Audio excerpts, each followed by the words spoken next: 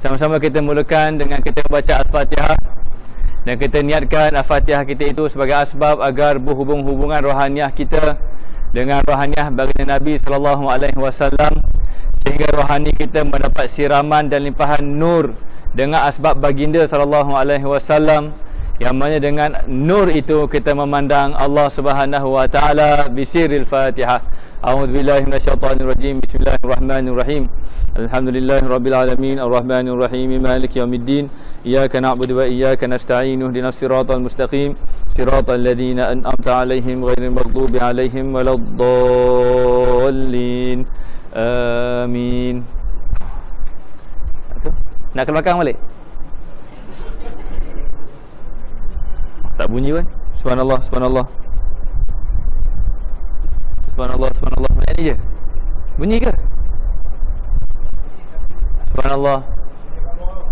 Dekat luar ni. Ini bunyi luar kot bang. Ini bunyi dalam ke bunyi luar? Luar kacau orang nak kenduri kahwin ni. Nanti dikuliahkan semua orang kenduri kahwin ha? Susah pula orang nak makan. Tak maaf ya bunda, saya suka melawak. Dia belajar tauhid ni nak kecil hati. Kalau kecil hati tu maksudnya ada diri. Belajar tauhid ni nak menghilangkan diri. Jadi kalau no such thing, yang dia katakan kecil-kecil hati ni, tak ada kecil hati lah. Tak ada diri dah pun. Konon sembang je lah. Macam mana ni? Macam ni je. Kalau kau cari tak payahlah pakai. Apa dia? Dalam bergema. Jelas macam ni ke ataupun tak ada jelas? Jelas ada. Kita hadiahkan Al-Fatihah untuk semua isteri baginda Nabi SAW, Ummahatul Mukminin, untuk semua para zuriat baginda Nabi SAW di kalangan Ahlul Bait, untuk semua sahabat tabi'in dan tabi'in, semua para ulama dan para aulia zaman berzaman, kepada semua ibu bapa dan datuk dan nenek moyang, kepada semua suami, isteri, anak, cucu, cicit, seluruh keturunan, kepada semua umat manusia bergelar umat Nabi Muhammad SAW. Mudah-mudahan semuanya menjadi asbab kebaikan untuk semuanya. Al-Fatihah. A'udzubillahi minasyaitonirrajim. Bismillahirrahmanirrahim. Alhamdulillahirabbil alamin arrahmanir rahim maliki yaumiddin. Iyyaka na'budu wa iyyaka nasta'in. Ihdinas siratal mustaqim. Siratal ladzina an'amta 'alaihim ghairil maghdubi 'alaihim waladdallin. Amin. Bismillahirrahmanirrahim. Laqad ja'akum rasulun min anfusikum azizun 'alaihi ma 'anittum harisun 'alaikum bil mu'minina raufur rahim. Fa in tawallaw faqul hasbiyallahu la ilaha illa hu 'alaihi tawakkaltu wa huwa rabbul 'arsyil 'azim. Inna Allaha wa malaikatahu yusalluna 'alan nabi ya ayyuhalladzina amanu sallu 'alaihi wa sallimu taslima.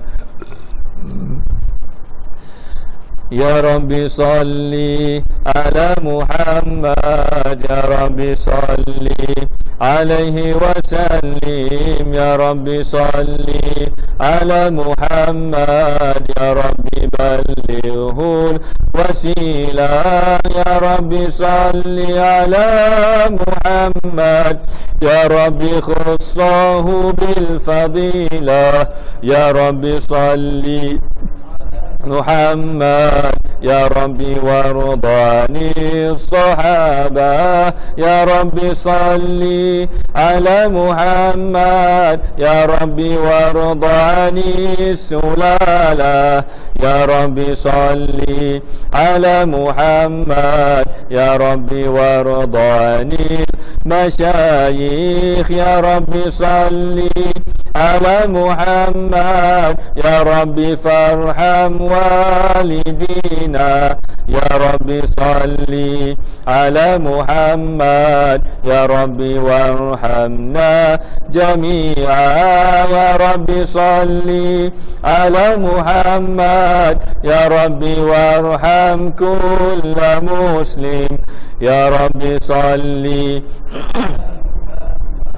يا ربي واغفر لكل مذنب اللهم صل على محمد يا ربي يا سميع دعانا اللهم صل على محمد يا ربي لا تقطع رجانا يا ربي صل على محمد يا ربي بلغنا نزوره يا ربي صل على محمد يا ربي توشانا بنوره يا ربي صل على محمد يا ربي حفظانك وأمانك يا ربي صل على محمد يا ربي واسكننا جنانك يا ربي صل محمد يا ربي أنجرنا من عذابك يا ربي صل على محمد يا ربي وارزقنا الشهادة يا ربي صل على محمد يا ربي هطنا بالسعادة اللهم صل على محمد يا ربي واصلح كل مصلح اللهم صل على محمد يا ربي واكفي كل مؤذي اللهم صل على محمد يا ربي نختم بالمشفع اللهم صل على محمد يا ربي صل عليه وسلم بسر الفاتحة أعوذ بالله من الشيطان الرجيم بسم الله الحمد لله رب العالمين الرحمن الرحيم إياك نعبد وإياك نستعين اهدنا الصراط المستقيم صراط الذين أنعمت عليهم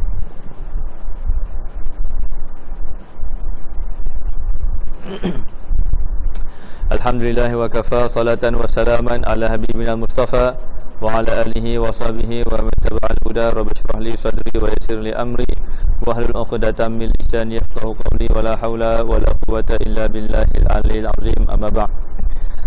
Qala muallif hafizahullah taala wa nafa'ana bi ulumihi fid darain Allahumma amin. Telah berkata pengarang kitab ini, telah menulis pengarang kitab ini oleh Al-Malik, mudah-mudahan Allah Ta'ala memelihara beliau zahir dan batin, jasmani dan rohani, dan mengekalkan beliau dalam petunjuk, hidayah dan nurnya, dan memberi perlindungan kepada beliau daripada segala mara bahaya yang nyata ataupun yang tersembunyi, dan Allah Ta'ala menjadikan beliau asbab kebaikan untuk semua umat Nabi Muhammad SAW, dan Allah Ta'ala jadikan kitab yang beliau tulis ini sebagai asbab kebaikan kepada kita semua. Allahumma amin. Pada muka surat yang ke-7, awal agama mengenal Allah. Betul ya? Bila kita nak kata awal agama mengenal Allah, bermaksud akhirnya apa dia? Akhir agama menyembah Allah. Kita takkan boleh mula sembah dulu, melainkan setelah kita kenal. Macam tu. Jadi awal agama mengenal Allah. Boleh dengar ya? Kurang. Saya rasa tak guna ni pun tak apa lah. Saya bertempik sikit dah, letih nak pegang. Sekejap. Nak tinggikan volume sekejap. Ini kena minta komisen lebih ni. Minta komisen lah. Suara saya kuat nak gerik. Nanti saya cakap ya apa komisen saya minta ya. Nanti saya cakap. Bila kita kata awal agama mengenal Allah, bermaksud ada yang awal, ada yang akhir. Bermulanya agama mengenal Allah, maka sempurnanya agama apabila menyembah kita akan Allah yang kita kenal. Sekarang ni kalau kita ditanya, awak sembah, awak buat apa tu? Pada perlakuan, dengar ya? Dengar kan? Ni dah orang kata suara halilintar ni. Kalau kita ditanya awak buat apa itu, pada perlakuan bermula dengan takbiratul ihram, berakhir dengan salam, maka kita kata saya sedang bersolat. Solat tu apa? Solat tu sembahyang. Okey, sembahyang. Awak sembah siapa? Solat tu bahasa Arab, dalam bahasa Melayu sembahyang lah, senang lah kan. Okey, awak sembah siapa? Sembah Allah. Awak kenal ke Allah itu?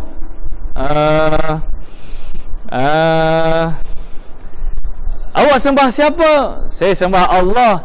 Siapakah Allah? Awak kenal ke Allah? Jadi sebenarnya, adakah benar berlaku penyembahan kalau kita tidak kenal siapa yang disembah?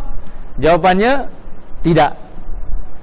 Sebab itulah awaluddin ma'rifatullah. Awal agama mengenal Allah Subhanahu wa ta'ala. Maka nak mengenal Allah ini bukanlah dengan membicarakan tentang zatnya. Itu pantang larang. Ingat, mana-mana pengajian akidah yang membicarakan tentang kebagaimanaan zat Allah, dalam bahasa yang mudah, dah akhir zaman ni tak ada lapik-lapik dah ni. Dalam bahasa yang mudah, confirm sesat. Jangan duk risau-risau lagi, buat letih risau je. Ya, saya ulang balik. Dalam mana-mana pengajian akidah yang membicarakan tentang kebagaimanaan zat Allah, Allah di mana, itu dulu bincangnya. Allah di mana? Allah di atas, Allah di bawah, Allah di langit, Allah di mana-mana, itu dulu mula bincangnya. Maknanya di situ telah membicarakan tentang zat Allah. Adab dalam akidah Ahlussunnah wal Jamaah, zat Allah tidak dibincangkan kebagaimanaannya. Jadi kalau orang tanya Allah di mana, cakap soalan awak ini bid'ah. Kenapa bid'ah? Kerana tidak pernah ada salafus soleh yang memahami Allah bertempat sehingga perlu ditanya Allah di mana. Faham ya? Dan kena jawab pula Allah di mana-mana pun salah. Kerana apa? Kita mengisbatkan apa dia? Tempat pada Allah. Jadi itu adabnya. Belajar akidah mengikut ahli sunnah wal jamaah tidak boleh membagaimanakan zat Allah. Dah tu bagaimana? Hanya kita nyatakan Allah wajib wujud, wujud Allah wajib ada. Okey, wujud Allah wajib wujud, dan wujud Allah ghaibul wujud. Wujud Allah adalah wujud yang ghaib, yang paling ghaib. Wujud yang maha ghaib. Okey, yang mana wujud Allah itu tidak ada mula, tidak ada akhir. Okey, wujud Allah dengan sendiri, dan Allah wujud dengan sendirinya. Tidak Allah perlu kepada yang lain, dan tidak ada sesuatu pun yang bersamaan dengan Allah, dan Allah tidak ada sesuatu pun bersamaan dengan yang lain, dan wujud Allah itu esa. Itu saja. Jadi kalau nak bincang lebih-lebih lagi tentang Allah itu, tak boleh. Itulah yang dimasukkan dengan sifat 20 yang wujud, sifat nafsiyah, kemudian sifat salbiyah, idam baqa mukhalafatuhu lil hawadith, qiyamuhu binafsih, dan wahdaniyah. 6 perkara ini bukan membagaimanakan zat Allah. 6 perkara ini adalah pada membicarakan kunhi zat Allah. Dia panggil kunhi zat, bukan zat lagi, kunhi zat, iaitu keberadaan zat Allah itu. Kun hi, dia panggil kunhi. Dan saya rasa terjemahan yang paling mudah kita nak faham, keberadaan. Ya, zat Allah. Adanya, sedia ada, kekal ada, tidak ada yang bersamaan ada sepertinya, adanya dengan sendiri, dan adanya itu esa. Bila stop dekat adanya Allah dengan sifat esa, ya, adanya Allah adalah ada yang esa, maka kalau kita ditanya awak ada ke tak ada, kalau kita jawab saya ada, maka dah ada berapa ada? Dah ada 2 ada. Bila dah ada 2 ada, tauhid ke syirik? Jawapannya dah syirik, tidak tauhid lagi. Maka dalam dimensi pengajian ilmu tauhid, kita tiada, kerana hanya Allah yang ada. Dan dalam pengajian ilmu tasawuf, kita nak kembali kepada merasai ketiadaan diri. Ilmu tauhid kita memahami aku tiada untuk mengisbatkan hanya Allah yang ada. Itu ilmu tauhid. Ilmu tasawuf untuk kita kembali kepada dimensi kita ini berasal daripada tiada. Maka ia melibatkan perjalanan mencapai ketiadaan diri. Itu ilmu tasawuf. Dalam ilmu fiqh, aku diadakan bagaimana adab aku diadakan dengan orang lain yang juga diadakan. Jadi kalau ilmu fiqh, awak ada ke tak ada? Jawapannya ada. Dalam ilmu tauhid, awak ada ke tak ada? Jawapannya tak ada. Sekarang ayah anda bonda ada ke tak ada ni? Tanya balik, fiqh ke tauhid? Jadi kita bicara tauhid. Tak ada. Nanti balik, bonda-bonda balik rumah. Okey abang, sekarang kita channel cari suami ya. Kalau suami tak ada lah, kalau suami dah ada bocor rahsia. Abang, sekarang ni kita channel tauhid tau. Sekarang abang saya ni ada ke tak ada? Awak ada depan mata. Abang fiqh. Tak pening. Abang fiqh. Saya nak bercari tauhid. Maka kalau abang tu sporting sikit, bercari tauhid macam mana? Bercari tauhid, abang tak ada, saya pun tak ada, suami pun pening. Belajar ilmu apa ni? Belajar ilmu tak ada. Ini namanya ilmu tak ada. Ya, ini ilmu tiada. Kita nak bicara tentang ketiadaan makhluk supaya benar memahami dan memandang keadaan Allah, bukannya keadaan situasi. The existence of Allah, atau keadaan Allah itu, kewujudan Allah itu. Jadi kalau cakap dengan suami balik rumah, nanti abang tak ada, saya pun tak ada. Dan tu siapa je yang ada? Yang ada Allah. Itu apa makna kita ni ada depan mata ni? Apa maknanya? Jawapannya, adanya kita bertentang mata untuk kita merasai, memandang bahawa adanya Allah yang mewujudkan kita, dan Allah Ta'ala mengizinkan kita sebagai suami dan isteri. Aku tanya abang lagi, maka ada apa abang rasa dengan perkahwinan kita ini? Kalau abang tu belajar, dia dapat jawab lah. Kalau abang tu tak belajar, abang bodoh yang. Lepas tu kita pun kurang ajar juga. Itulah abang bodoh, kuliah tak datang. Abang Firs, jangan macam tu lah. Ya. Jadi kata abang dia, okey abang, maka apakah maknanya keberadaan kita ini sebagai suami dan isteri? Maka jawapannya apa dia? Untuk kita sama-sama berganding bahu, untuk sama-sama kita menjadi cermin, untuk kita merasai Allah sentiasa mewujudkan kita. Maka akhir sekali, maka abang, subject matter dalam keluarga kita ni apa bang? Can everything must be the subject matter kan? Kalau ayat pun kalau tak ada predikat, macam mana mungkin ada subjek? Kalau dah ada subjek, mesti ada predikat. Tapi kok mana pun bermula dengan subjek dulu kan?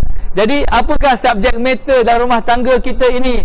Dapatlah jawapan yang kemuncaknya. The subject matter of our house and leader,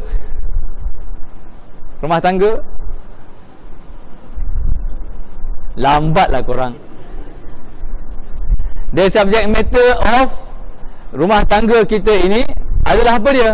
Untuk sama-sama memandang wujud Allah. Maka di atas faham itu baru kita aku terima nikahnya. Tapi nikah dah terima dah, subjek matter tak sembang lagi. Tak apalah, sembang sekarang lah. Jadi rumah tangga ni adalah persoalan untuk kita saling mengenal Allah. Okey. Kemudian kita kenal suami begini. Satu perkenalan yang tak pernah kita kenal waktu kita bercinta. Kita kenal isteri begitu. Satu perkenalan yang tak pernah kita kenal sebelum kita berkahwin. Bahkan sebelum masa kita bercinta pun kita tak pernah kenal. Maka siapakah yang mengadakan sifat itu? Semuanya Allah. Maka terzahir sifat yang baik, bergembira dengan Allah, memuji suami dan isteri. Terzahir sifat yang buruk, tetap bergembira dengan Allah, tegur dan betulkan suami dan isteri. Macam ada nak feeling, ada nak kecil hati, merajuk, muncung apa, useless. Sembang macam ni lah pengajian saya lah. Jadi maknanya begitu saja. Barulah ada sedikit ketenangan dan kekuatan dalam rumah tangga, yang itulah yang namanya barakah. Kenapa saya sembang rumah tangga ni? Tempias kat bawah dah ni. Okay. Faham ya? Okey, jadi benda ini kalau tidak dimulakan dengan seawal mengenal Allah, tak akan mungkin ada ruang untuk kita memahaminya. Habis. Jadi awal agama mengenal Allah. Sebab itulah, mana lagi berdosa orang yang sembahyang tak belajar tauhid dengan orang yang belajar tauhid tak sembahyang lagi. Mana lagi berdosa? Dia betul, dua-dua berdosa. Selesai.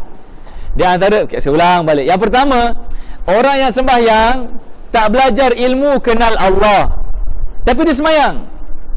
Orang yang kedua, dia belajar tauhid dan dia tak sembahyang lagi. Kenapa ada lagi kat ujung tu? Sebab dia masih baru belajar tauhid. Di antara dua orang ini, mana yang lebih tercela? Orang yang bersembahyang ke orang yang tak bersembahyang yang lebih tercela? Lepas ni jangan sembahyang ya. Udah mampus kita. Boleh? Faham? Okey, yang tercelanya adalah orang yang bersembahyang. Kenapa? Kerana dia leka dengan sembahyang dan dia meninggalkan pengajian tauhid. Maka pada ketika itu, siapa yang dia sembah? Maka dia sembah khayalannya tentang Allah itu. Maka mula dibayang-bayang Allah tu di depannya. Tak boleh. Mula dibayang-bayang Allah Ta'ala tu, maknanya area-area somewhere dalam selari antara dia dengan Kaabah. Tak boleh. Sebab itulah ada bicara para masyayikh kita, awak jangan pergi Mekah. Kalau awak pergi Mekah, awak syirik. Sebab apa? Merasai lazat menyembah Allah dengan rapatnya dia kepada Kaabah, sehingga datang padanya satu bentuk perasaan Allah itu di Kaabah. Tak syirik tu? Syirik. Sebab itulah bahaya pergi ke Mekah kalau tak belajar ilmu mengenal Allah. Cuba kalau ayah anda bonda dah pernah pergi ke Mekah, reflect balik dengan ilmu yang saya akan dedahkan pada petang ini. Nanti hukum sendiri. Aku dulu pergi ke Mekah syirik ke tauhid? Pergi ke Mekah rasa khusyuk, balik Malaysia tak khusyuk dah. Sebab apa? Depan Kaabah ustaz, rasa betul-betul macam depan Allah. Ada tu Allah dekat Kaabah ke? Nampak tak? Ni bahaya. Jadi orang yang pertama, dia sibuk menyembah Allah tapi dia tak kenal Allah. Maka apakah sebenarnya dia sembah? Dia sembah khayalannya. Paling-paling dia menyembah apa dia? Cita-citanya yang nak dapat pahala masuk syurga. Sebenarnya Allahu Akbar tahajud ni. Kalau tahajud pun tak tinggal, takkan Zuhur, Maghrib, Asar, Isyak, Subuh tinggal. Saya tahajud ni ustaz macam solat wajib dah ustaz. Kalau tahajud satu solat wajib, ini kan Zuhur, Maghrib, Asar, solat lewat waktu tu subhanallah lagi. Nak katanya betapa tahajudnya dia itu. Faham ya? Okey. Awak sembah siapa? Sembah Allah tak? Kenal tak kenal Allah? Macam mana? Dapat tak? Jadi kalau tidak kenal Allah, maka paling-paling pun dia menyembah siapa? Menyembah cita-citanya yang nak ke syurga dan neraka. Syurga tu makhluk ke khalik? Syurga tu makhluk. Pahala tu makhluk ke khalik? Makhluk. Maka dia menyembah siapa? Menyembah makhluk. Sebab apa? Sebab dia tidak benar-benar tenggelam dalam wujud Allah itu. Tulis inverted comma, tenggelam dalam wujud Allah. Tapi ini kena secara bayangan, ni kena bidalan ya. Tenggelam dalam wujud Allah. Alright. Tidak akan mampu untuk kita tenggelam dalam wujud Allah melainkan setelah kita merasai bahawa diri kita tidak wujud. Merasai diri kita tidak wujud.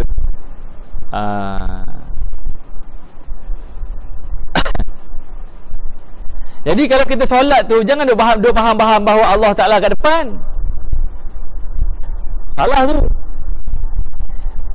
Kalau nak bayang kat depan tu Nabi boleh. Sebab apa? Dalam tahiyat akhir kita sebut apa dia? Assalamu alaika ayyuhan nabiyyu wa rahmatullahi wa barakatuh. An-nabiyyu itu disebut dalam kata nama khas ke kata nama am? Dalam isim ma'rifah ke isim nakirah dipanggil bahasa Arab? Dia okey, an-nabiyyu ada alif lam ke tak ada alif lam? Assalamu alaika ayyuhan nabiyyu. Ada alif lam tak? Ada. Kalau ada alif lam maksudnya kata nama khas. Dalam bahasa Arab dipanggil isim ma'rifah. Kalau nabi, kalimah nabi dia datangkan dalam kata nama khas, automatik dia merujuk kepada siapa?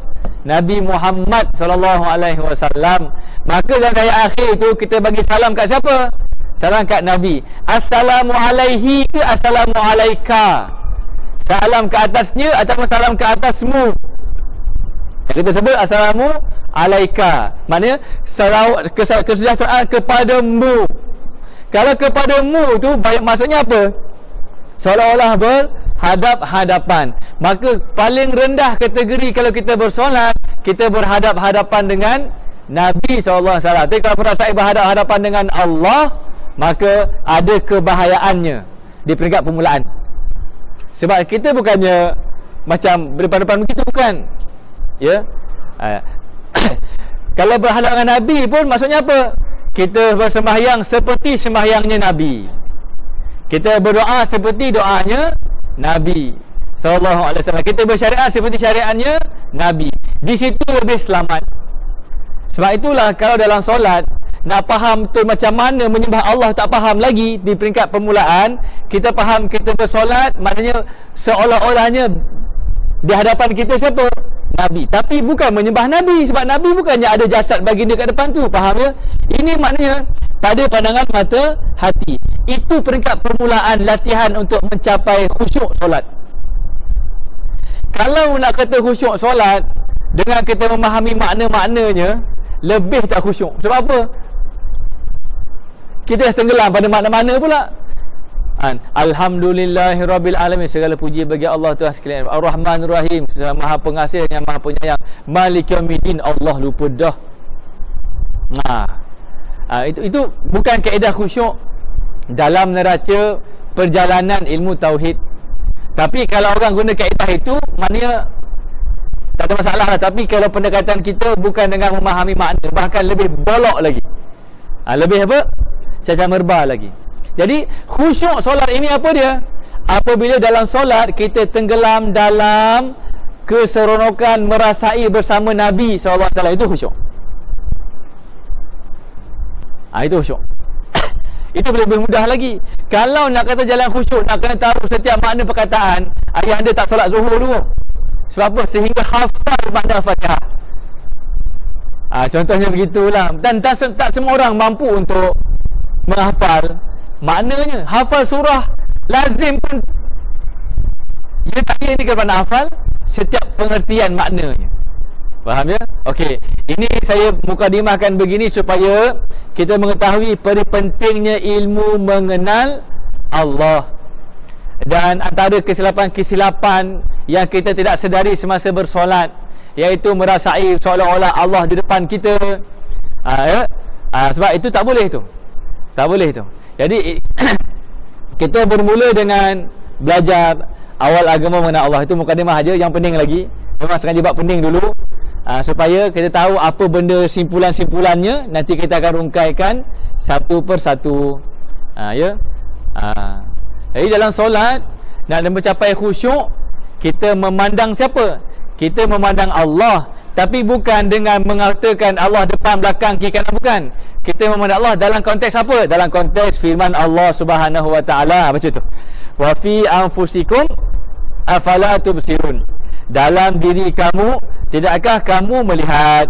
Okay, dan pada dirimu, mengapakah kamu tidak melihat? Yakni tanda-tanda dan bukti kekuasaan Allah Subhanahu wa taala. Okey, awal agama adalah mengenal Allah. awal mengenal Allah adalah mengenal diri. Berkata Arif billah, man arafa nafsahu arafa rabbahu, wa man arafa rabbahu faniya an nafsihi. Barang siapa yang mengenal dirinya, maka mengenal ia akan Tuhannya, dan sesiapa yang mengenal Allah, maka binasalah, yakni fana dirinya. Okey.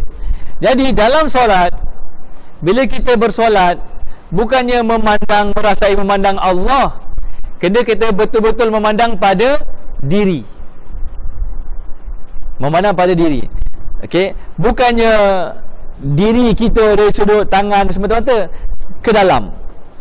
Okey, bukan pandang aku ada diri, bukan memandang aku ada diri, tapi memandang di sebalik diriku yang diadakan itu. Maksudnya, wa fi anfusikum afala tubsirun, maksudnya apa? Dalam dirimu, tidakkah kamu melihat Allah yang menciptakan itu? Dalam dirimu, tidakkah kamu melihat Allah yang memperlihatkan? Dalam dirimu, tidakkah kamu melihat Allah yang mempernafaskan?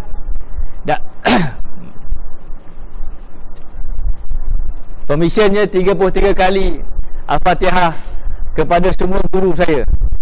Komisen sebab saya cakap kuat ni. Itu komisen saya minta saya tuntut ya.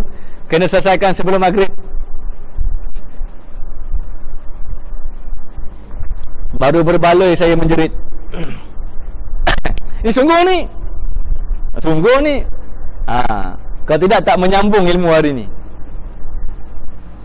Sebab apa yang saya ajar ni atas ingatan saya, takzim saya pada guru saya, maka hadiah Fatihah pada guru adalah tanda takzim kita bersama kepada asbab kita mendapat limpahan kefahaman terhadap ilmu yang kita bincangkan pada petang ini.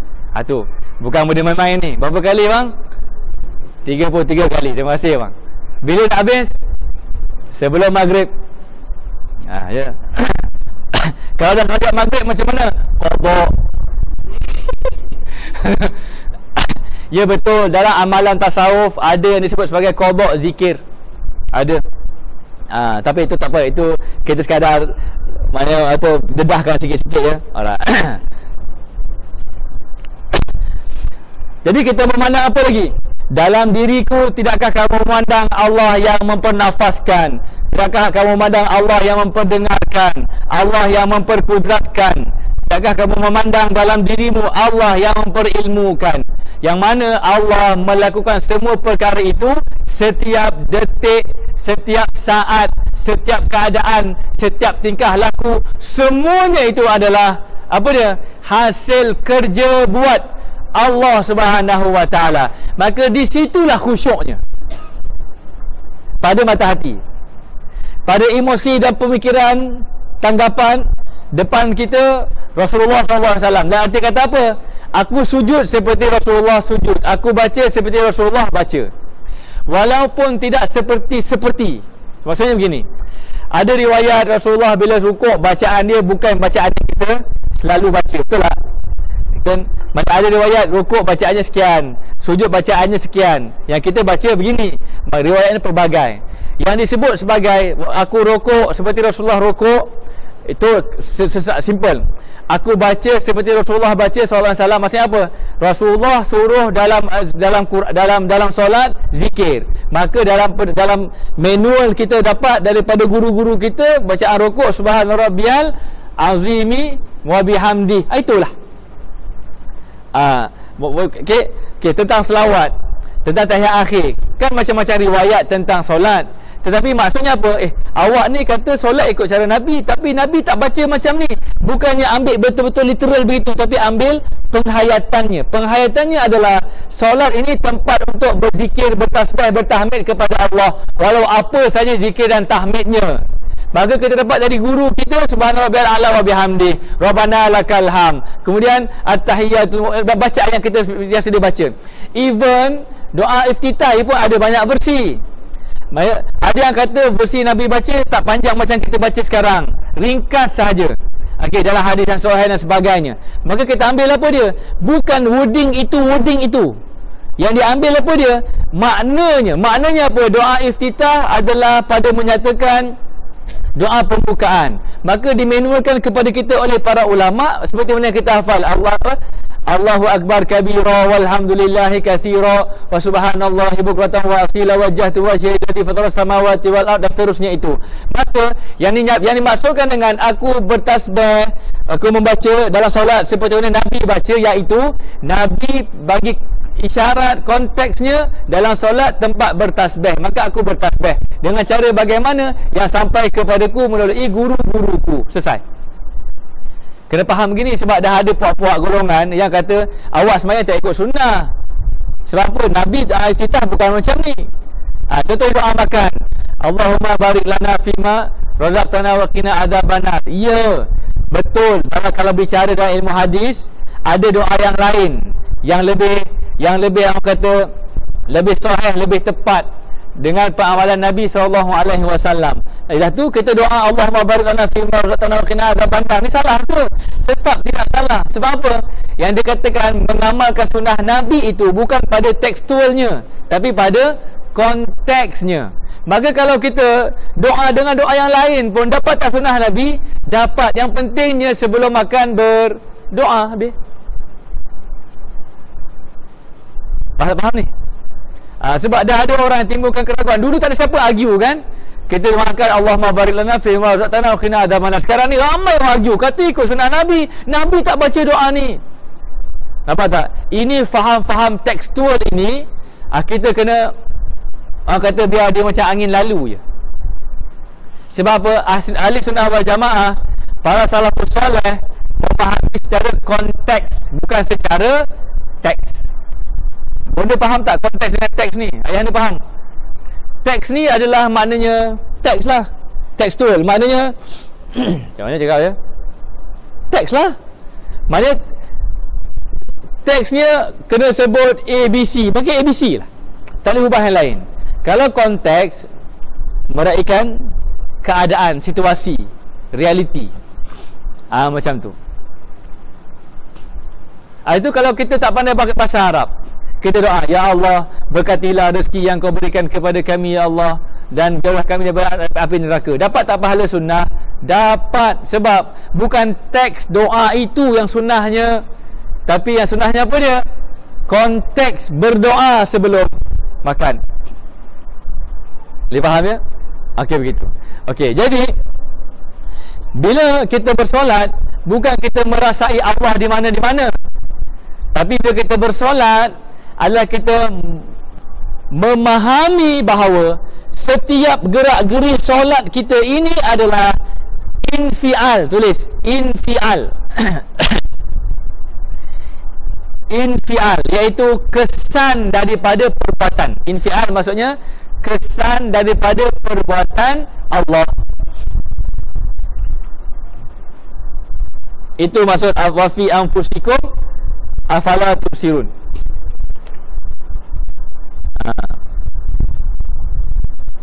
Yang ini bukannya pada pengetahuan ya, pada pengetahuan 5 minit sembang selesai.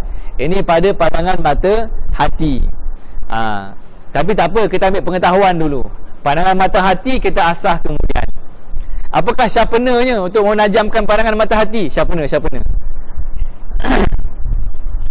Apakah sharpenernya?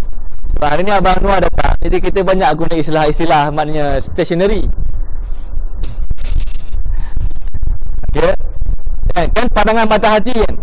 Jadi maknanya kita kena asah pandangan mata hati. Nak mengasah mesti ada sharpener. Apakah sharpenernya? Untuk mata hati kita memiliki pandangan yang tajam, itulah majlis zikir. Maka tulis kat situ, aku tulis mewajibkan diriku untuk menghadiri mana-mana majlis zikir sehingga nyata Allah dalam pandangan mata rohani.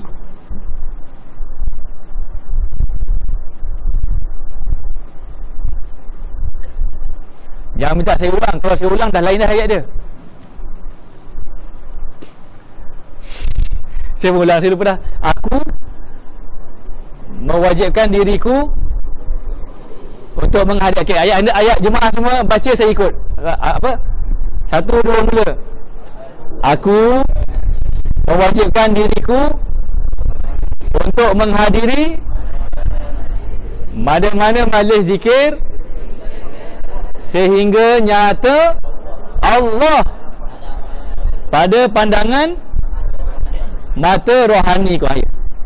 Sebab itulah ayahanda bonda yang dikasihi sekalian, juga kekanda dan adinda yang hadir, serta semua jemaah yang mendengar, sama ada di kalangan jin ataupun manusia, bahawa pengajian tauhid kalau berpisah dengan zikir, itulah sekular yang paling keji yang tak disedari untuk dibanteras.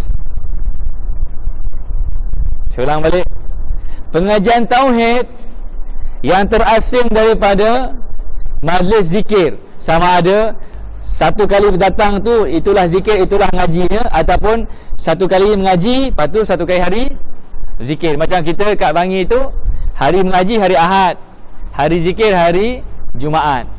Tapi sekarang ni hari Jumaat pun kita tangguhkan majlis zikir, maka setiap kali kita nak mula pengajian kuliah duha macam tadi pun kita akan zikir dulu. Tapi tadi saya cadang nak zikir dah kat sini ni, mikrofon tak ada, tak jadi. Letih. Ya letih. Mana rezeki lah. Minggu depan dekat Bangi, kuliah duha kita tak ada. Sebab surau tu orang nak guna buat akad nikah pula. Jadi tak apalah. Okey, jadi maknanya kita tak adakan. Saya minta jemaah kat sana untuk berkumpul bersama-sama dengan jemaah di sini untuk kuliah zuhur, siapa yang berkedatangan. Jadi minggu depan kita akan all out ke all in and out zikir. Minggu depan kita akan all in out zikir, insya-Allah. Jadi saya minta jemaah kuliah duha yang dekat masjid kat Bangi tu untuk datang kat sini, sebab duha dia boleh pergi pasar dan sebagainya, rehat apa semua. Zuhur di sini. Nanti mudah-mudahan mikrofon, sebentarlah ayahanda yang rapat dengan masjid minggu depan pastikan mikrofon okey. Ya, kita ramai sikit all out zikir. Jadi minggu depan bawa semua anak cucu keturunan satu kampung, bawa. Berapa kampung? Satu kampung. Satu kampung suami, satu kampung isteri, bawa belaka-belaka. Anak pun bawa, menantu pun bawa, cucu pun bawa. Tak apa, tak ada masalah. Ya. Maka kita esok minggu depan kita all out zikir. Siapa yang ada hajat nak bawa air tawar, asbab kesembuhan jasmani dan rohani, bawa masing-masing. Ya. Mai tiup masing-masing. Mana minum pun masing-masing. Gitu je semua. Okey, minggu depan insya-Allah ya. Kita punya janji kita insya-Allah ya. Okey, minggu depan kita akan banyakkan zikir. Gitu insya-Allah. Okey, habis. Jadi khusyuk itu adalah apabila apa dia? Kita memandang setiap perbuatan Allah terhadap diri kita. Perbuatan Allah nyata tak pada mata zahir? Perbuatan Allah nyata tak pada mata zahir? Jawapannya tak. Perbuatan Allah gaib. Kita nampak tak Allah Ta'ala mencipta kita sekarang? Allah sekarang sedang mencipta saya buat apa? Allah sekarang sedang mencipta saya angkat. Betul. Sekarang Allah Ta'ala sedang mencipta saya buat apa? Allah sekarang sedang mencipta saya bercakap. Ini setiap detik Allah mencipta ni. Wallahu khalaqakum wa ma ta'malun. Allah yang menjadikanmu dan apa yang kamu laksanakan, apa yang kamu lakukan. Okey, jadi perbuatan Allah mencipta kita nampak tak nampak dengan mata zahir? Jawapannya tak nampak. Okey, bila Allah membuat kita Allah, perbuatan Allah terhadap kita, maka perbuatan Allah itu menunjukkan Allah ada sifat. Betul tak? Sifat Allah itu nampak tak nampak? Pun tak nampak. Perbuatan Allah tak nampak, ini kan pula sifat Allah. Contohnya gini. Sekarang Allah sedang, perbuatan Allah ya, sekarang Allah sedang memperlihatkan kita. Jadi perbuatan Allah yang memperlihatkan kita sehingga kita bertentang mata ini, nampak tak perbuatan itu? Tak nampak. Bila Allah sedang memperlihatkan kita, maka apakah sifat Allah? Sifat Allah mestilah maha melihat. Ya, bila mana Allah bersifat maha melihat, maka Allah pun memperlihatkan kita sehingga kita pun melihat. Selesai kat situ? Selesai. Jadi sifat Allah nampak tak nampak? Tak nampak. Perbuatan Allah, sifat melihat Allah, nampak tak? Tak nampak. Perbuatan Allah yang sedang memperlihatkan kita, nampak tak nampak? Pun tak nampak juga. Alright. Yang nampak apa dia? Penglihatan kita, nampak tak? Nampaklah kita melihat. Maka yang kita nampak ni adalah kesan perbuatan Allah. Perbuatan Allah itu pula menunjukkan bahawa Allah bersifat. Dan sifat Allah itu takkan berpisah dengan zat. Jadi zat dan sifat tidak berpisah. Tinggal lagi kita tak bicara tentang zat itu, ya, kita hanya bicara sampai setakat sifat. Dalam konteks ini kita ambil contoh sifat Allah yang melihat. Nampak tak nampak sifat melihat Allah? Tak nampak. Sebelum sifat apa dia? Zat. Zat jangan dibicarakan. Selesai. Lapis kedua sifat. Sifat bertempek dengan siapa? Zat mesti ada apa? Zat mesti ada sifat. Sifat bertempek dengan zat. Jadi zat tidak dibicarakan. Ini Ahlussunnah wal Jamaah, ya. Kalau bicara pasal zat, terkeluar daripada Ahlussunnah wal Jamaah. Sama ada Wahabi ataupun Qadariyah ke Syiah ke apa, terpulang. Tapi yang penting bukan Ahlussunnah wal Jamaah. Jadi zat tak bicara. Setiap zat mesti ada sifat. Sifat Allah, dalam konteks ni sifat melihat. Nampak tak sifat melihat Allah? Tak nampak. Okey, dengan sifat Allah yang Maha melihat, Allah memperlihatkan kita. Nampak tak perbuatan Allah memperlihatkan kita? Tak nampak. Yang kita nampak apa dia? Dah melihat dah. Jadi yang kita nampak ni apa dia? Kesan perbuatan Allah yang dipanggil sebagai infial. Siapa ada fisherman friend? Kalau ada fisherman friend boleh tak? Lepas ni boleh buat model baru, Ustaz friend. Keluar nak tekak ni tuan-tuan. Tak pernah lagi saya, maknanya Allah bagi rezeki saya hari ni ceramah sampai terkeluar nak tekak. Ceramah maghrib tak apa, ni ceramah Zuhur, musim panas pula tu. Ya Allah. Nak minta komisen lebih ke? Kau tu 33. Okey. Jadi perbuatan Allah tak nampak, yang nampak apa dia? Kesannya. Apa istilahnya apa? Kesan perbuatan Allah iaitu infial. Jadi bila kita bersolat, berapa banyak kesan perbuatan Allah? Banyak kan? Niat kita nak bersolat itu juga adalah kesan perbuatan Allah yang Maha berirodat, yang Maha memperirodatkan. Okey. Kemudian kita ada kiblat, angkat takbir, baca surah, rukuk, sujud dan sampai bagi salam. Tidakkah itu semua kesan perbuatan Allah? Maka yang dimaksudkan dengan khusyuk adalah memandang bahawa setiap gerak-geriku dalam solatku adalah menunjukkan perbuatan Allah terhadapku, ya? Dan perbuatan itu menunjukkan sifat Allah, dan sifat Allah itu menunjukkan zat Allah. Itu layer-layer dia, tenggelam ke situ. Itulah yang maksudnya khusyuk. Okey, alright. Dah tu Ustaz, saya solat tiba-tiba saya teringat isteri saya Ustaz. Macam mana Ustaz? Khusyuk tak khusyuk? Kalau tanya orang fiqh, dia akan jawab Astaghfirullahalazim. Awak tidak khusyuk. Astaghfirullahalazim. Ya. Kalau tanya orang ngaji tauhid, jawapannya apa? Ya, ada kemungkinan untuk khusyuk. Ustaz, saya semayang ingat isteri Ustaz. Ya. Ustaz, saya semayang ingat projek saya Ustaz, banner tak siap lagi ni, klien nak marah-marah dah ni. Janji nak gantung dengan Banuh kan? Tak gantung-gantung lagi. Solat pun tak senang ni. Waktu bila nak solat tu fikir, banner kat celah mana nak gantung ni?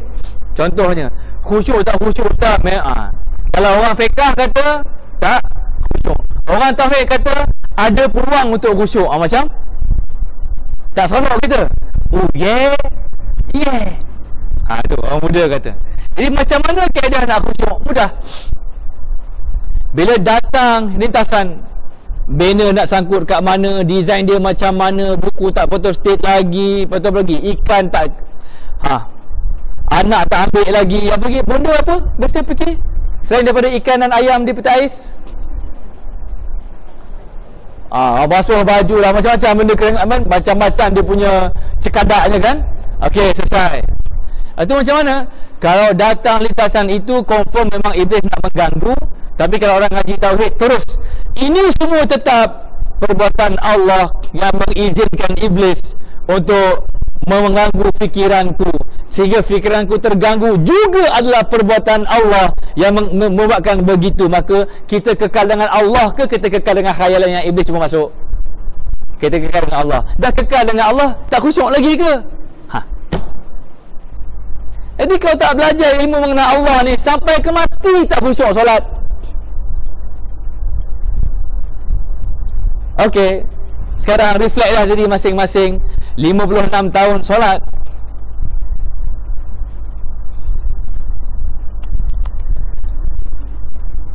khusyuk tak khusyuk? Kalau solat tu gelap saja pun tak khusyuk juga kan? Solat dia gelap gitu, dia dah salam pun tak khusyuk juga. Kalau solat fikir macam-macam pun tak khusyuk juga kan?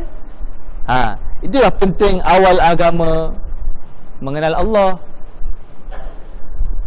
Jadi apa saja yang berlaku dalam solat, kita datang fikir ikut situ, fikir ikut sana semua, ini semua dari Allah. Jadi iblis mula akan datang masak kita dulu, kemudian baju kita pula, kemudian suami kita, isteri kita, kita terus cangkuk dengan Allah, Allah, Allah, Allah. Maka semua kita cangkuk dengan itu, semua adalah perbuatan Allah terhadap diriku. Hatta iblis itu pun Allah yang menciptakannya, dan Allah yang menciptakan perbuatannya, Allah yang mengizinkan dia untuk menghasut kita. Maka semuanya kita memandang iblis ke pandang Allah? Pandang Allah. Maka kalau kita mampu memandang Allah dengan asbab iblis yang mengganggu khusyuk solat kita, baik tak baik iblis tu? Bukanlah maknanya iblis baik, makhluk yang baik. Maknanya ada kebaikan tak daripada penciptaan Allah terhadap iblis tu? Ada kebaikan kan? Maka akhirnya ilmu tauhid ini adalah semua yang Allah buat kat kita baik. Habis. Macam? Lega tak? Sebab itulah yang bertauhid tak bersedih, tak berbimbang. Semuanya baik belaka. Ustaz nak buat macam mana Ustaz? Saya meniaga rugi. Baik. Ustaz, anak saya cerai-berai. Baik. Yang baiknya bukan cerai-berai itu. Lepas ni anak cerai, cepat cerai. Itu orang faham teks. Orang faham teks dengar kalam saya ni, okey, ustaz suruh anak-anak bercerai, balik rumah kau cerai, bini kau cerai. Sebab apa? Ada kebaikannya. Bukan. Dia faham teks, saya faham konteks. Konteksnya macam mana? Bukan cerai itu yang baik, tapi yang baiknya apa dia? Memandang perbuatan Allah terhadap kita dengan asbab berlakunya perkara-perkara tadi. Itu. Sebab itulah tidak ada kaedah untuk orang beriman berduka. Tak ada kaedah. Tapi taklah bermaksud bila anak kita meninggal dunia kita buat parti, hurray, ya Allah syukur anak saya meninggal dunia. Syukur. Kunci apa? Kunci kesyukuran. Kesyukuran atas apa? Anak meninggal dunia. Itu bodoh. Tak boleh begitu juga. Sebab apa? Kita juga manusia. Itulah signal yang baginda Nabi SAW buat. Bila baginda Nabi SAW meletakkan jenazah anaknya Qasim, maka baginda menangis. Maka sahabat bertanya, Rasulullah, engkau pun menangis? Maka ini adalah kemanusiaan. Ini adalah fitrah naluri.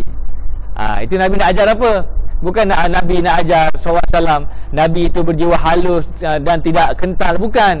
Nabi nak ajar kita baginda bahawa syariat dan hakikat. Adakah baginda tak tahu anak baginda itu Allah punya? Adakah baginda tak tahu bahawa kalau baginda ada anak laki, maka pasti polemik lebih akan berlaku? Hatta baginda ada Sayyidina Ali pun dah keluar Syiah. Faham tak? Kan Sayyidina Ali pun maknanya dengan sebab nasab berkaitan dengan Fatimah Zahra radhiyallahu anha, kemudian keluar Hasan dan Husain radhiyallahu anhuma. Okey, kemudian keluarlah jadi fitnah Syiah. Bayangkan kalau baginda Nabi SAW ada anak lelaki. Adakah itu semua tidak ada dalam ilmu Nabi SAW? Mustahil tidak ada. Sebab apa? Nabi itu adalah segala ilmu Allah. Nabi itu adalah segala sifat Allah, yang mana kita dah bincang dalam pertemuan yang lepas. Bila bicara Nabi itu adalah nur. Siapa yang tak datang, minta ke Abang Teh rakaman. Kita tak akan upload dalam YouTube. Minta nanti Abang Teh akan burn CD. Bila dah ada burn CD, kita kena burn lah sikit duit kita. Faham tak faham tu? Okay lah. Terima kasih kena faham.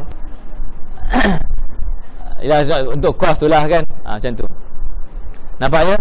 Okay, jadi maknanya Nabi nak bagi signal apa? Bukan Nabi sedih sangat, bukan. Nabi nak bagi signal bahawa ini aku juga manusia, aku juga Nabi, aku juga bapa.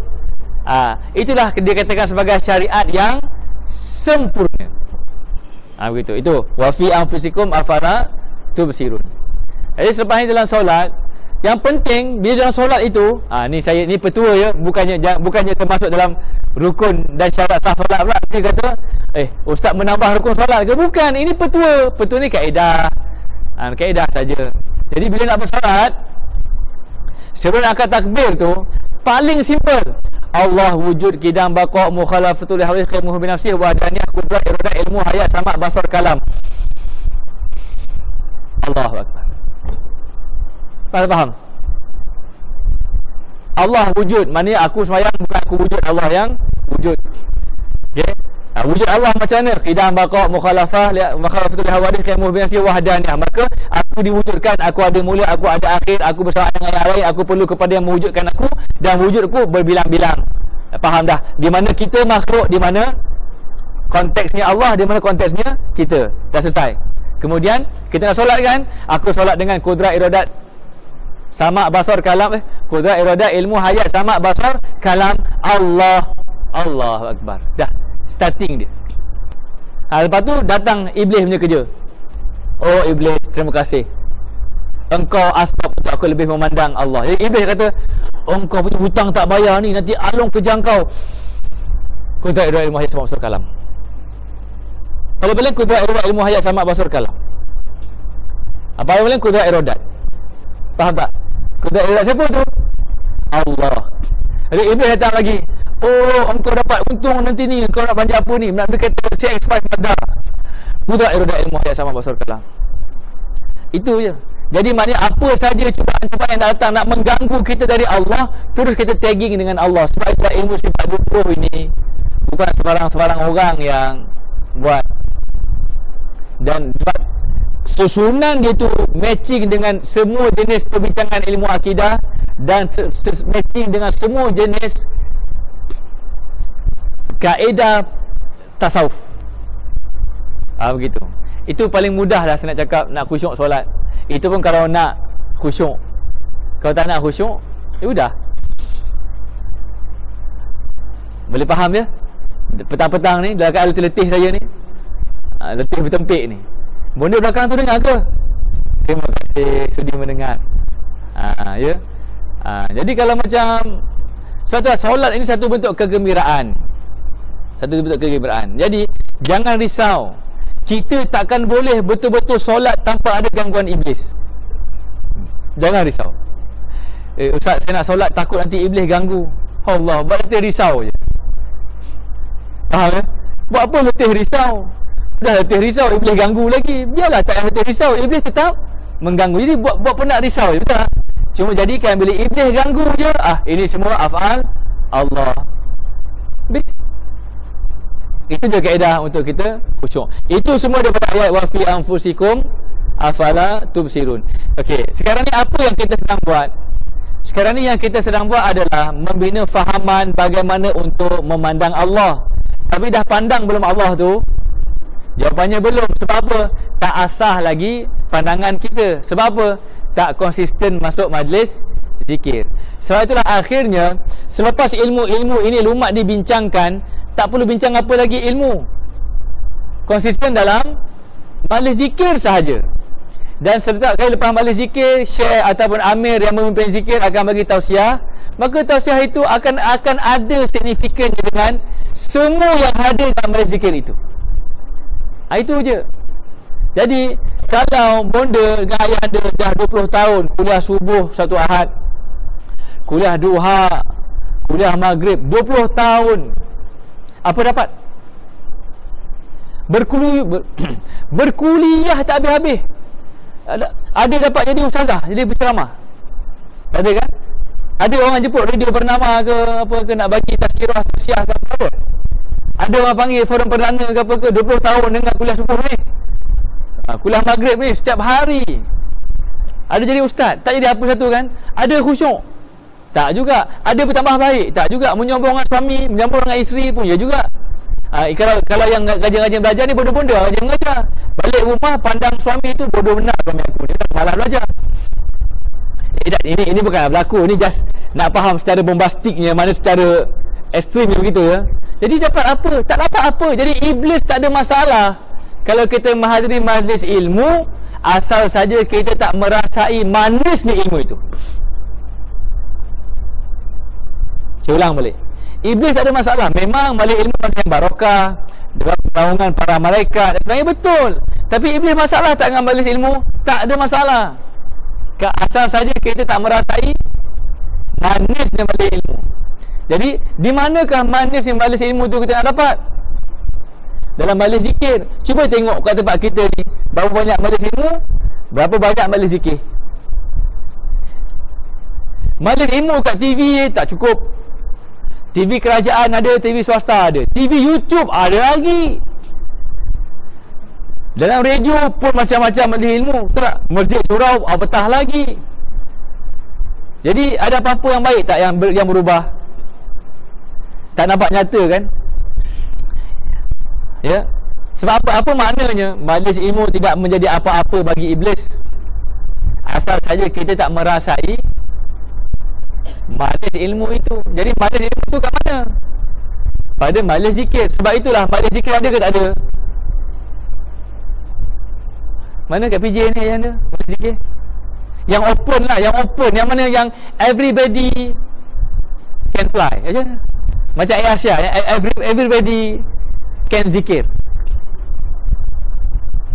Ada tak? Tak ada kan? Jenuh nak cari kan? Tapi siapa yang benar-benar mencari pasti akan bertemu. Tapi siapa yang tak nak mencari, nasib dia lah bertemu tak bertemu. Tapi siapa yang tak cari, insya-Allah tak bertemu. Sungguh. Dan kalau nak buat majlis zikir pun Allah, buat majlis zikir ni kumpulan apa ni? Zikir apa ni sangat-sangat ni? Apa zikir-zikir sangat ni? Kalau kita buat majlis makan, tak ada siapa argue. Apa ni? Bagai nak arak makan ni macam datang. Ada orang argue. Bila beratur berebut dekat buffet tu, waktu beratur tu yang ada tua muda sama je tak? Tua muda sama je. Waktu nak suruh beratur tu ada disuruh tak? Apa dia? Tak ada mic. Mic sini tak ada. Mic ni tak, lebih tak jelas. Tak apalah Ustaz. Untuk hari ni mana barakah? Tak apa, ni bahaya. Tak apa Ustaz. Tidak ada mic. Tak apa Ustaz. Selesai. Bismillah. Okey. Jadi kalau buffet, ada tak tuan rumah kata okey silakan beratur ambil makanan, ada tak? Tak ada. Habis tahlil la ilaha illallah, sup kambing la ilaha illallah. Oh sedap bau ni. La ilaha illallah. Lapar dah ni, lama pun dah imam baca doa ni. Amin. Amin. Imam pula syok sendiri pula. Sebab imam dah makan dulu. Ini saya sembang ni bukanlah betul-betul berlaku, maknanya just nak bagi faham. Jadi maknanya lepas tu bila sampai dah ada hidangan tu, maknanya tak tunggu dah, kadang-kadang tuan rumah nak bagi signal kan, pandai pula dia ambil pinggan kat mana, batu kat mana, basuh pinggan kat mana, betul tak? Basuh pinggan, basuh tangan. Alright. Tapi bila kita datang ramai-ramai majlis zikir, apa ni? Zikir sampai huyung hayang kiri kanan sangat apa ni? Apa tak? Kadang sekarang ni betul-betul ni. Zikir apa zikir sangat ni, zikir sikit cukup lah. Tapi kalau bab makan, seorang tak argue. Ayam kat situ, ikan kat situ, udang kat situ, sotong kat situ, gabung semuanya makan krap. Allah. Tak siapa. Biasalah Ustaz, hidup tak lama Ustaz, sementara boleh. Betul ni, tak saya tengok kat bawah. Contoh kenduri paling dekat. Lepas tu dah makan tu dah kenyang kan ni. Ish, apa lagi nak isi ni? Bubur kacang ada tak? Bubur kacang pula. Tapi kalau berzikir je ayah anda, kenapa nak zikir-zikir pula? Zikir kat rumah seorang-seorang cukup lah. Kalau pun buat majlis mulai dan seumpamanya, fikir apa? Banyak pahala kita dapat. Nak bertarget 10 Ramadan terakhir, banyak pahala kita dapat. Semua bernampak kepada pahala. Kenapa kita akhirnya nampak pada pahala? Sebab kita dah tak rasa khusyuk dan rasa syok dalam memandang Allah. Maka Iblis akan kata, banyak pahala kau, banyak amal kau, baik kau ni, bermakna hidup kau. Kita punya jalan ahli tahajud ya, hitam, nampak hitam. Maka bila kita bersujud, kita akan faham tu, tanya dahi kita. Sebab apa? Simahum fi wujuhihim min atharis sujud. Tanda pada wajah-wajah mereka itu ada tanda, kesan daripada sujudnya. Semuanya itu adalah menggembirakan Iblis. Apa puncanya? Tak belajar awal agama, mengenal Allah. Jadi kalau ikutkan maknanya kaedahnya lah, maknanya dah selesai dah ilmu pengajaran kita ni. Sekarang ayah anda jangan tunggu nak khatam kitab baru ayah anda cari majlis zikir. Aku tak sempat. Dan ayah anda kena cari majlis zikir terus. Setakat yang faham-faham macam ni cukup dah. Yang sebab itulah saya nampak ayah anda bonda yang maksudnya Masya Allah. Mak saya meninggal dah. Jadi bertumpang kasih lah, rasa-rasa syok-syok sendiri. Asalkan adanya kasih, di situlah Nabi sallallahu alaihi wasallam. Wa'lamu anna fikum Rasulullah, tu kena faham tu. Jadi jangan nak tunggu, Ustaz saya tak faham lagi Ustaz, nantilah beri saya faham dulu majlis zikir ni apa-apa semua. Nak tunggu faham. Awak faham tak nasi tu ada karbohidrat? Awak faham tak bahawa udang tu ada apa? Udang ada gelatin. Betul. Boleh. Awak faham tak faham sotong tu ada Ajinomoto? Awak faham tak faham bahawa maknanya kalau tembikai maknanya tak faham kan? Tapi makan tak makan? Makan. Mana yang ayah anda faham dulu? Nasi sedap kenyang, nasi karbohidrat gemuk, ikan protein kuat. Mana faham dulu? Nasi sedap kenyang, betul tak? Jadi kenapa waktu makan nasi jangan makan dulu Ustaz, saya tak boleh makan nasi Ustaz. Bagi ke di bawah ni tuan rumah sila minta maaf tuan, saya ni teliti, saya takkan boleh makan nasi tuan. Mereka saya tahu setiap butir ni apa kandungan kalorinya. Saya sedang memanggil guru saya untuk mengajar nasi ini kalorinya berapa, saya perlukan kalori berapa. Saya nak duduk testing darah dulu, ukur BMX apa? Tu yang untuk yang badan tu, berat badan dan sebagainya. Mana nanti berapa suap yang kena ada apa semua. Habis kenduri tak makan lagi. Nasi basi tak makan lagi. Betul tak? Tapi kalau bab makan dia redah. Bab zikir tak boleh Ustaz. Takut sesat, tak boleh. Kita kan tahu dulu zikir ni untuk apa, kenapa, kena baca kitab dia semua. Zikir ni bukan mudah-mudah Ustaz. Iblis huri. Dia kata baca lagi Quran. Jangan zikir tak apa, baca Quran lagi. Baca Quran tu zikir lah. Tak. Kalau dalam baca Quran itu kita tu nampak pahala syurga tu bukan zikir. Macam dah berapa kali khatam dah. Bonda-bonda ni biasa khatam setiap bulan.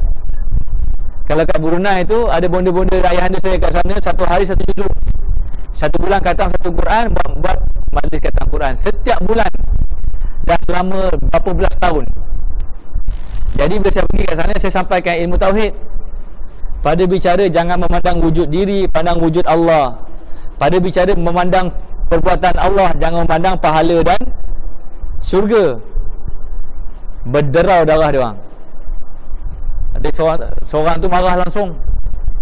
Ini cerita dekat Brunei, ni pengalaman. Sampai ke Brunei saya bawa ilmu ni atas amanah guru. Sahabat ada seorang tu marah langsung bangun, terus naik suara apa semua, sampai kawan-kawan dia pun tak sangka dia jadi macam tu. Jadi macam mana tak tahu. So ada 2-3 orang ayah dia datang bisik kat saya, ustaz, kalau macam tu ustaz tak ada makna ustaz. Sekarang baru ada makna. Ini bendanya. Ikutlah siapa yang Allah nak bagi, siapa yang keras kepala sombong tak dapat.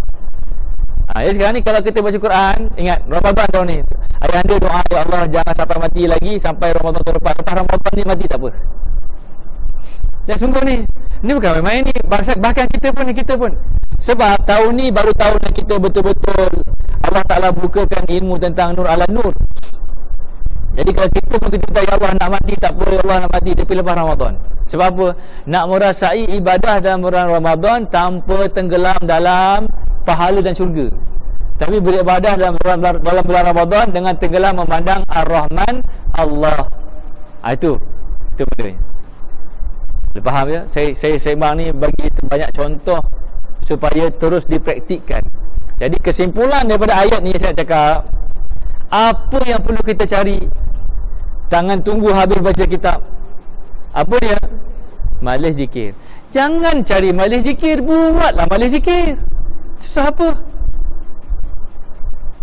Birthday party boleh buat. Kenduri doa selamat gitu gini boleh buat. Buatlah majlis zikir. Ustaz, kalau doa selamat kita buat ustaz, tahlil, doa selamat, arwah semua kita buat selalu biasa. Itu lain. Itu apa dia? Memikirkan ada yang mati, memikirkan doa nak minta selamat. Bukannya majlis zikir untuk kita sharpen our view in our soul to see Allah. Beza tak? Beza. Bezanya atas perbuatan ke atas niat? Bezanya atas niat. Macam mana? Boleh faham? Jadi kalau kita buat baik tahlil pun, tahlil tu yang kedua. Yang pertamanya apa dia? Pandang Allah yang menghidupkan, Allah yang mematikan. Maka tahlil lah kita. Pahala syurga tak masuk dalam kepala ni. Sebab apa? Kalau nampak syurga, nampak pahala sampai tak nampak Allah, apa makna syurga pahala kita nampak tu? Tak ada makna apa-apa. Sebab maknanya hanya apabila kita memandang Allah. Ini senjata besar iblis kepada orang-orang yang suka pergi masjid dan dengar kuliah agama. Jenis orang suka kuliah agama, iblis akan bagi berhala syurga dan berhala pahala. Faham berhala ni bahasa bidalan ya. Berhala apa dia? Berhala syurga dan berhala pahala. Supaya berhala itu menghalangi kita daripada memandang Allah. Bagi orang yang maksiat, iblis akan tersekat dia jangan memandang kebaikan pada dirinya sehingga dia putus asa langsung kepada Allah. Maka jangan fikir kita dah ahli taat ini terselamat dari iblis. Jadi itu semua kembali kepada bicara awal agama mengenal Allah. Mukadimah panjang lah tu. Jom kita baca. Awal agama adalah mengenal Allah. Awal mengenal Allah adalah mengenal diri. Maka dalam solat jangan pandang yang keluar, pandang yang ke dalam. Siapa yang kenal dirinya, dia akan kenal Tuhannya. Maksudnya apa? Siapa yang kenalnya dirinya tidak ada, maka dia akan kenal bahawa Tuhannya ada. Siapa yang kenal dirinya buta, maka dia akan memandang Tuhannya yang melihat, yang memberikan dia sifat melihat. Siapa yang memandang dirinya lemah, maka dia akan pandang Tuhannya yang kuat. Tuhanlah yang menguatkannya. Maka akhirnya dengan dia memandang dirinya, dia kenal diri ke dia kenal Tuhan? Dia kenal Tuhan. Jadi akhirnya dalam solat jangan pandang keluar, pandang ke dalam.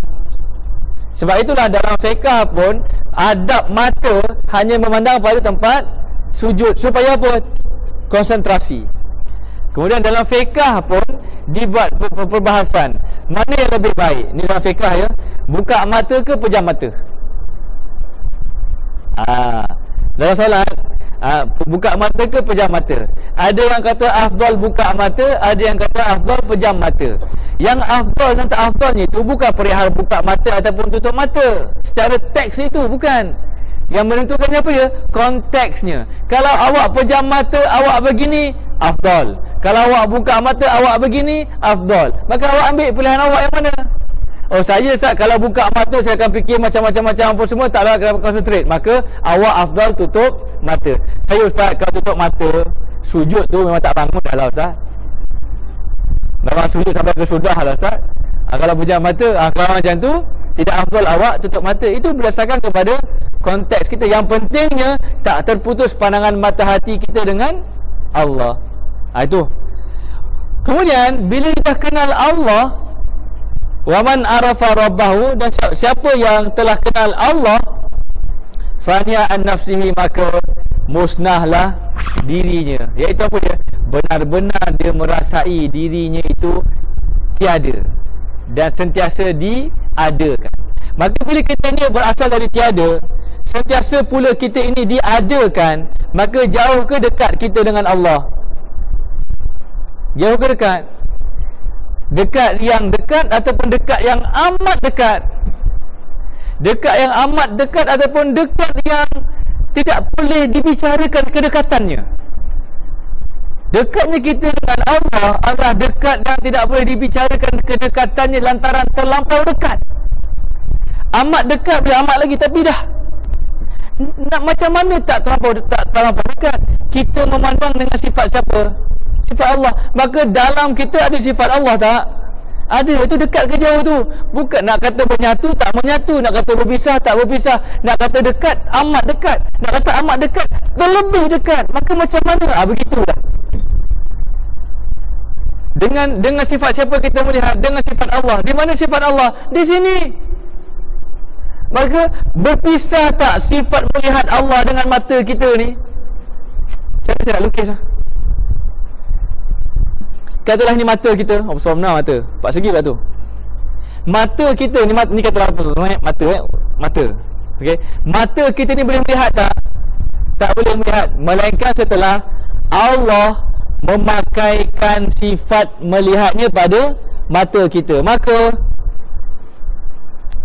apa saya nak buat ni? Ini mata, ini sifat basar Allah. Ni nak jangan faham ya. Walillahil masalul a'la. Okey. Di sisi Allah perumpamaan yang terhebat. Maka Allah memakaikan sifat basarnya kepada mata kita. Maka dengan sifat basar Allah kita melihat. Kalau begini beri bayangan visualisasinya itu, maka soalan dia, dekat tak dekat kita dengan Allah? Kalau orang yang jawab dekat, dia jauh lagi. Siapa orang jawab jauh, dia blank, tak tahu apa satu. Jawapan dia apa dia? Jawapan apa? Sangat dekat, jauh lagi janda. Asal saya pilihan dekat, masih jauh. Sebab masih ada jarak. Kalau dekat jauh ada jarak tak? Kalau jauh memang tak, memang lost in action lah. Kalau kata-kata dekat tu jarak tak? Jarak. Masalahnya berjarak tak kita dengan Allah ni? Macam ni berjarak tak berjarak ni? Macam real time. Tapi sama Allah tetap sama Allah. Sifat mata tetap sifat mata tetap mata. Sifat sama tetap sifat sama. Sama pula. Basar. Sifat baru sifat baru, tapi begini. Jadi maknanya Ustaz, soalan Ustaz salah. Dekat atau jauh? Sebab apa? Tak berjarak. Kalau tak berjarak, itu je dah. Itu baru masuk gear. Kalau jawapan dia jauh, memang lost, disqualified. Kalau jawapan dia jauh. Kalau jawapan dia dekat tak dekat, jawapan dia jawab dekat. Ataupun ayah anda kata amat dekat, maknanya jauh. Sebab apa? Asal saja ada jarak, maknanya ada distance, ada pemisahan. Sedangkan berpisah tak ni? Tak berpisah. Maka jawapannya apa dia? Tidak berjarak, Ustaz. Itu baru mula pintu. Kemudian kita latih dengan balik zikir. Latih lagi. Akhirnya Ustaz merasai menyatu diriku dan Allah. Allah sifat ke Allah zat? Tetap Allah sifat. Jangan sebab Allah zat. Itu saya ulang balik. Dengar elok. Jangan tulis, jangan sebut nulis, dia tak faham. Amboi. Bukan kita nak ngajar balik, yang penting nak bawa balik jiwa ni. Tak tulis pun tak apa. Minta maaf ya, saya tanggal sekejap ke ustazan saya ni. Ke ustazan saya tu, tanggal sekejap. Okay, dengar elok. Kita ada mata. Asal mata, melihat tak melihat? Tak melihat, cuma ada anggota mata. Kemudian Allah memakaikan sifat basarnya kepada kita. Maka timbul soalan, dekat ataupun tidak kita dengan Allah? Jawapan pertama, jauh, maka disqualified. Jawapan yang kedua, dekat, salah. Sebab apa? Dekat masih lagi menunjukkan ada jarak. Jawapan yang benar apa dia? Tak berjarak. Kan? Itu baru masuk permulaan pintunya. Kemudian kita latih lagi dengan majlis zikir. Latih dengan majlis zikir, akhirnya kita timbul satu perasaan apa dia? Menyatu, Ustaz. Merasai menyatu saya dengan Allah. Okey, maka kita kena perhatikan. Menyatu dengan Allah. Allah zat ataupun Allah sifat. Jawapan dia tetap Allah pada sifatnya. Kerana apa? Awal-awal lagi kita telah kata, awal mengenal Allah bukan dengan mengenal kebagaimanaan zat. Zat tak langsung kita bicarakan apa-apa. Yang kita bicarakan hanya sampai setakat sifat. Maka awak saya rasa menyatu dengan Allah, Ustaz. Menyatu zat ke sifat? Menyatu sifat. Begitu. Menyatu sifat. Kemudian itu apa dia punya awasan pertama. Awasan kedua, okey, awak rasa menyatu dengan sifat. Sifat apa dalam konteks ni? Sifat basar. Alright. Dan tanya lagi, sama ataupun tidak sifat basar awak dengan sifat basar Allah bila awak dah rasa awak menyatu itu? Jawapan dia, saya dah bagi contoh oven dengan kek belum? Oven dengan kek belum? Nanti minggu depan bawa kek Ayah anda beli bonda oven masak kek. Nanti ayah anda balik rumah beli oven, bonda tanya, kenapa abang beli oven ni? Untuk bertauhid. Tu kena faham tu. Okey, rakyat macam ni. Jadi menyatu. Jadi bila menyatu sifat sama Allah dengan mata kita ini, dan kita melihat dengan sifat kita melihat dengan sifat basar Allah, kita timbul awasan kedua. Awasan pertama tadi menyatu sifat ke menyatu zat? Kalau dia kata menyatu zat, kena patah balik ilmu sifat 20. Jawapan yang betul apa dia? Menyatu pada sifat. Itu awasan pertama. Awasan kedua, okey, menyatu pada sifat. Okey, sekarang ini sama atau tidak sifat melihat Allah dengan sifat melihat awak? Awak kata awak merasai menyatu sifat melihat Allah dengan diri awak. Soalan dia, sama atau tidak basar awak dengan basar yang ada pada Allah? Sama? Jawapan dia, balik malu.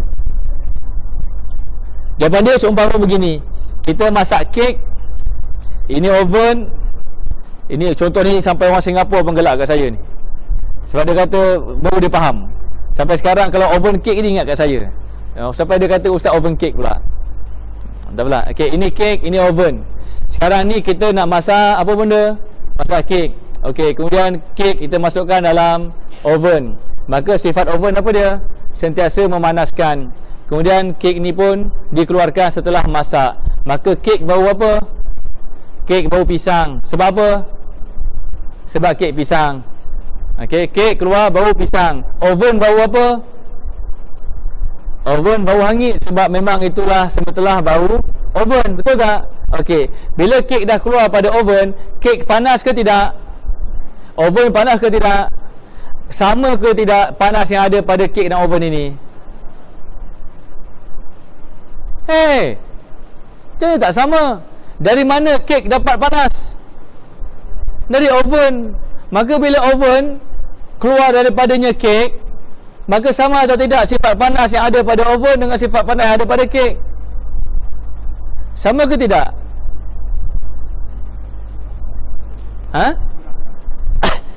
Bukan masalah dia punya kadar kepanasan, tapi panas tu panas yang sama ke tidak? Jadi ada berapa panas? Ada berapa panas? Satu ke dua?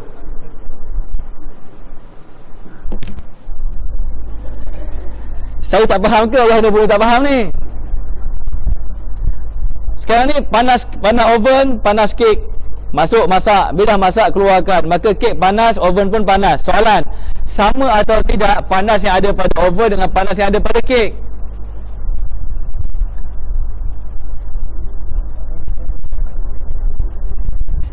Okey, saja saya buat keliru.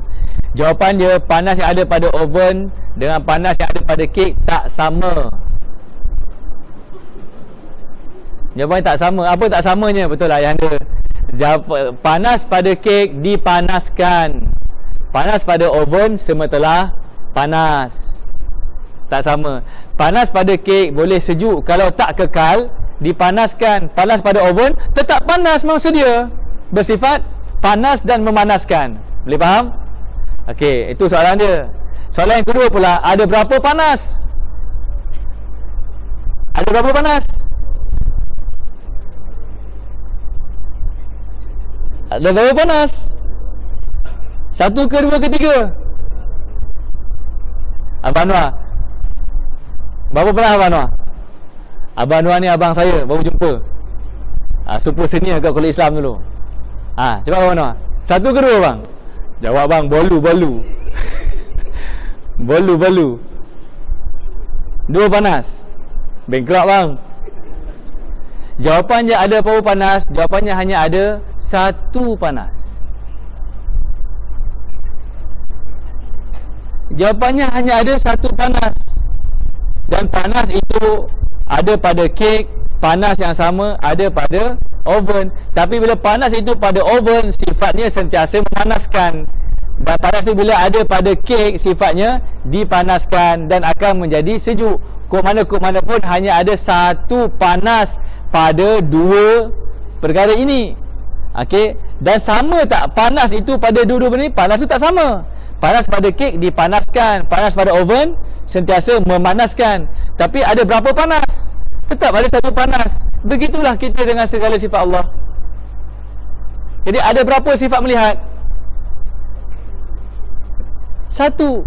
Jadi sifat melihat yang ada pada setiap kita ni bukan berarti ni semuanya adalah sifat melihat yang sama. Sebab apa? Semuanya melihat dengan sifat dengan sifat basar Allah. Maka Allah Ta'ala ada berapa sifat basar? Bukannya ini sifat basar pertama, basar A, basar B, basar C, maka berbilang-bilang sifat basar Allah. Bukan. Sifat basar Allah Ta'ala itu esa, nyata pada setiap hamba-hambanya. Jadi sama tak sifat basar Allah dengan sifat basar kita? Sama soalan dia. Sama tak panas pada kek dan panas pada oven? Tak sama. Apa beza dia?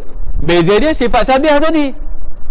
Sifat sama, sifat basar Allah sedia melihat, kekal melihat, melihat dengan sendirinya, tidak ada penglihatan yang sama sepertinya, dan sama dan basar itu esa, base. Adapun basar kita dibasarkan sampai satu masa diberhentikan Allah membasarkan kita, maka buta. Betul tak? Kemudian basar kita dengan basar orang lain ada persamaan. Tidak basar dengan sendiri. Dan basar kita berbilang-bilang, ramai yang basar macam kita. Betul tak? Itu benda.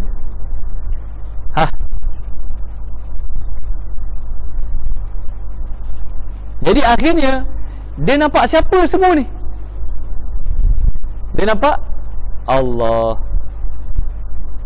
Itu je ilmu tauhid ni. Jadi kalau sembangnya 10 minit habis dah kan? Dah habis lah. Nak baca apa lagi tu je. Tapi kenapa kita kena baca ulang-ulang diserami dengan majlis zikir? Sebab dia bukan persoalan di sini, tapi dia persoalan di sini. Itulah maksudnya man arafa rabbahu fani'a an nafsi. Maka siapa yang kenal Tuhannya, bahawa Tuhannya yang melihat, maka dia melihat. Jadi dia melihat dengan basar Allah.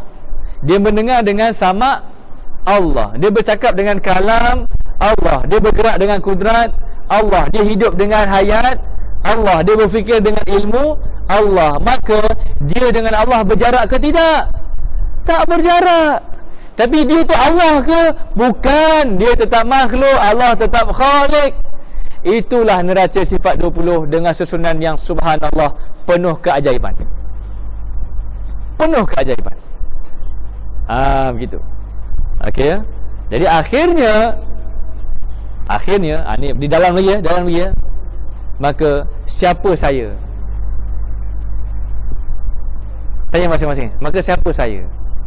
minta maaf, saya dekat masjid ni saya kita terkesan dengan kuliah duha sebab kita dah stage yang kedua. Jadi bila kalau tanya sahabat-sahabat kita, jemaah yang dah khatam kitab ni waktu tahun lepas, bila saya syarah kitab ni pada tahun ini, sama ke lain? Ada kelainan kan? Sebab tahun lepas kita syarah tanpa ada dimensi Nur ala Nur. Di tahun ni kalau kita syarah balik dimensi Nur ala Nur. Jadi siapa yang ke tahun ni pertama kali dengar perbahasan kitab ni, dia tu dapat stage yang pertama, stage yang kedua. Siapa yang dengar tahun lepas dan dengar tahun ni, dia dapat tahu macam mana dia punya inovasinya itu. Jadi maknanya memang agak orang kata terlajak-terlajak lah kalau cakap tu. Akhirnya ni terlajaknya sampai begini. Akhirnya kalau kita dah faham kalam ni, faman arafa rabbahu faniya an nafsihi, siapa yang benar-benar telah mengenal Tuhannya, bahawa dia dan Tuhannya tak berjarak, dia merasai menyatu dengan Tuhannya, menyatu pada zat, menyatu pada sifat, menyatu pada sifat. Tetapi sifat yang ada padanya sama tak dengan sifat yang ada pada Tuhannya? Tak sama. Tapi ada berapa sifat? Satu saja sifat. Maka akhirnya dia ditanya, maka awak siapa? Jawapan dia, Allah. Maka akhirnya aku siapa sebenarnya ini? Aku Allah.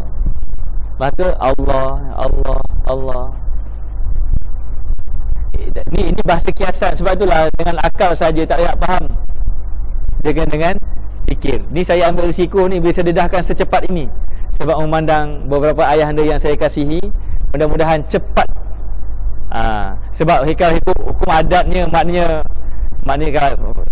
hukum kuasa Allah sesiapa pun boleh pergi. Tapi kalau hukum adat, kita nampak beberapa wajah ayahanda yang begitu menyentuh hati kita dan merasai kita ingat pada Nabi SAW. Maka saya percepatkan perbahasan ni. Tapi saya menerima risiko. Kalau orang nak tujah kata begini, susah saya nak jawab. Tapi flow dia jelas kan? Flow dia ada flow dia. Jangan terus pergi ke stage yang keempat. Kanser pun tak terus serang stage 4. Kanser pun beradab. Sungguh kanser pun ada adab. Kanser tak terus terang stage 4. Kanser dia serang stage 1, 2. Cuma 1 dengan 2 dia akan sembunyi. Dia hanya akan mendeclare bila dia sampai stage 3. Bila stage 4 dia berbahadira je lela. Sampai stage 5 biasanya tak ada orang kanser stage 5 tak ada lah. 5 tu maksudnya apa? Biasanya gitulah. Jadi mana ada terus-terus kita terus belajar stage 4 kan? Tapi stage tu saya jelas saya cakap, akhirnya kita siapa? Kita Allah. Allah apa? Allah zat, Allah sifat. Allah sifat. Kenapa? Tidak ada seorang manusia pun yang berpisah, yang berjarak dengan sifat Allah. Ini bicara ilmu hakikat. Jadi pandang suami Allah, pandang isteri Allah. Maka bagaimana adab di antara suami dan isteri? Syariat Allah. Pada ilmu fiqahnya. Begitu. Jadi kalau kita nak menyakiti hati orang lain pun, ini semua tajali sifat Allah. Aku pun tajali sifat Allah. Mana mungkin berganas-ganasan, berbunuh-bunuhan? Sebab apa? Nampak nyata Allah pada semua hamba dan makhluk Allah. Setelah akhirnya orang sufi, akhirnya dia banyak berdiam, tak suka melibatkan diri dalam perbalahan dan pergaduhan. Sukakan kedamaian dan ketenangan. Orang nak berbalah dia suruh diam, nak balah juga tak apalah dia diam. Doakan kebaikan untuk semua orang. Sampai orang kita tak faham orang sufi tak ada perasaan. Bukan, orang sufi lah paling berperasaan. Sebab apa? Tenggelam dia dalam adanya Allah. Gitu. Jadi akhirnya ada ruang tak untuk kita lupa Allah? Ada ruang. Sebab apa?